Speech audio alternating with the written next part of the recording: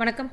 இன்றைக்கி வந்து நம்ம பவர் கிரிட் ஸ்டாக்கோட லாஸ்ட் அப்டேட் நம்ம என்ன கொடுத்துருந்தோம், அதுலேருந்து என்ன நடந்திருக்கு அப்படிங்கிறது பார்க்கலாம்.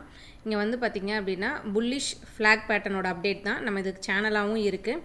இப்போ இந்த ட்ரெயிலில் 2-3 கன்ஃபர்மேஷன்ஸ் இருக்குது, அது ஃபுல்லாகவே டிஸ்கஸ் பண்ணலாம். இப்போ வந்து பார்த்திங்கன்னா இந்த ப்ரைஸ் கீழே டவுன் ஆகிட்டு வருது, இந்த சேனலை கட் ஆகாமல் இந்த லோக்குள்ளேயே என்ட்ரி எடுத்துகிட்டு அப் சைடு மூவ் ஆகணும் அப்படிங்கிறத இந்த ஆரோ மார்க் கொடுத்துருக்கேன்.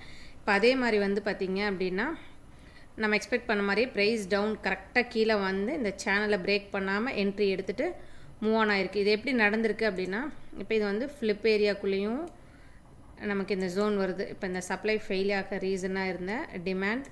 நெக்ஸ்ட் இங்கே ஒரு மைனஸ் ஸ்விங் இருக்குது. இப்போ இதுக்கான ட்ரேட் ரேஞ்ச் அப்படின்னு பார்த்துக்கிட்டோன்னா ஸ்விங் லோ 280 to 320. அப்போ அதில் 886 லெவல் மீட் ஆகுது. ஸோ நெக்ஸ்ட் வந்து 321 டார்கெட்டை நோக்கி தான் மூவ் ஆன் ஆகுது. இப்போ இதில் 2-3 கன்ஃபர்மேஷன்ஸ் நான் வச்சு தான் இந்த ஃப்ளாக் பேட்டர்ன் வந்து நான் அப்டேட் கொடுத்துருந்தேன். இங்கே பாருங்கள், இப்போ ஒரு இம்பல்சிவாக இப்படி ஒரு மூவ் ஜிக்ஸாக்காக க்ராஸாக இப்படி ரீடெஸ்ட்மெண்ட்ஸ் கொடுத்துச்சு அப்படின்னா நெக்ஸ்ட் பிரேக் அவுட் இப்படி தான் வரும். ஸோ ஹை ப்ராஃபிட்டபிள் செட்டப், இந்த செட்டப் நோட் பண்ணிக்கோங்க. நெக்ஸ்ட் இப்போ இது ஃப்ளாகாக நீங்கள் கன்சிடர் பண்ணல, சேனலாக கன்சிடர் பண்ணாலும் எப்போவுமே ஒரு ப்ரைஸ் வந்து ஒரு சேனலுக்குள்ளே ட்ரேட் ஆகுது அப்படின்னா இந்த எண்டு வந்துட்டு இந்த எண்டு அப் சைடு மூவ் ஆகும், டவுன் அப் டவுன் இப்படி வந்துட்டு இந்த லோ பிரேக் ஆகாமல் இந்த ஸ்விங்குக்கு வெளியே வராமல் இருக்க வரைக்கும் அது ஆப்போசிட் சைடு தான் உடையும். ஓகேங்களா? இப்போ நம்ம எப்படி மூவ் ஆகிருக்குன்னு பார்க்கணும்.